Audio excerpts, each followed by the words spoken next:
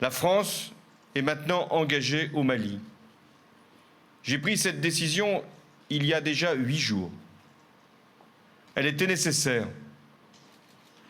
Le terrorisme allait submerger ce pays ami, ce terrorisme qui menace toute l'Afrique de l'Ouest, mais également le monde entier. La prise d'otages en Algérie en est une illustration tragique. L'un de nos ressortissants, Yann Dejeu, y a laissé la vie.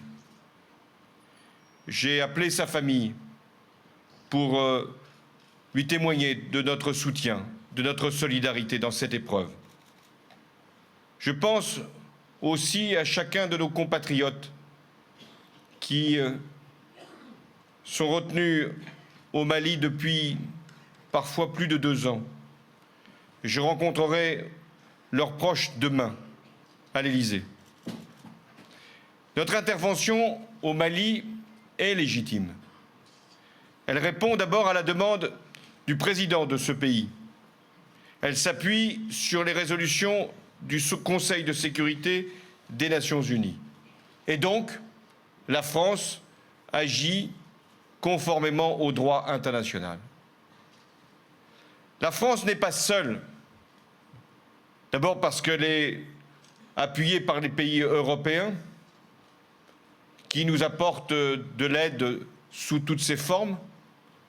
Ensuite, parce que nous travaillons avec les pays africains qui eux-mêmes vont former l'essentiel de la force internationale, dont la mission sera de permettre au Mali de recouvrer son intégrité territoriale. Cette force va se déployer dans les meilleurs délais.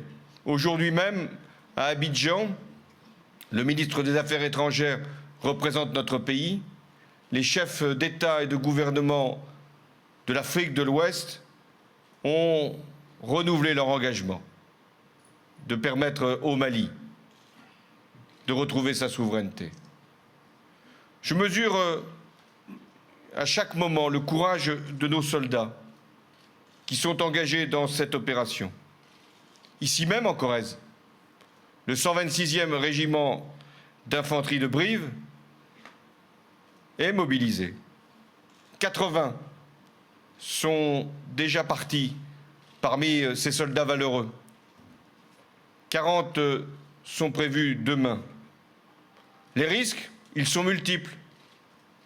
Et là encore, je pense à 3 soldats du groupement de soutien de la base de Nîmes qui devaient rejoindre Clermont-Ferrand ce matin et qui ont été victimes d'un accident terrible de la route.